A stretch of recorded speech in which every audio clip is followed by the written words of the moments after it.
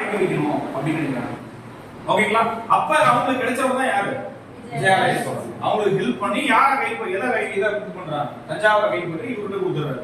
ஆனா இவர் அடுத்து வந்தவர் பாருங்க, முதலாம் ஆதித்ய சோழன் என்ன பண்றாரு அப்படின்னா, கடைசி பல்லவ மன்னன், அதாவது எந்த பல்லவ மன்னன் யாருக்கு உதவுனா, விஜயாலய சோழன் உதவுனாரோ அந்த கடைசி பல்லவ மன்னன் அபராஜிதே பாத்தீங்கன்னா வீழ்த்துறாரு. அதோட என்ன முடிஞ்சு, பல்லவ வம்சம் முடிஞ்சு. போன கிளாஸ்ல பார்த்துக்கோங்க, கடைசி பல்லவ அரசர் யார் பண்ணுவோம், அபராஜித். ஓகேங்களா? யாரால வீழ்த்தப்படுறாரு அப்படின்னா முதலாம் ஆதித்ய சோழனால வீழ்த்தப்படுறாரு. ஓகேங்களா?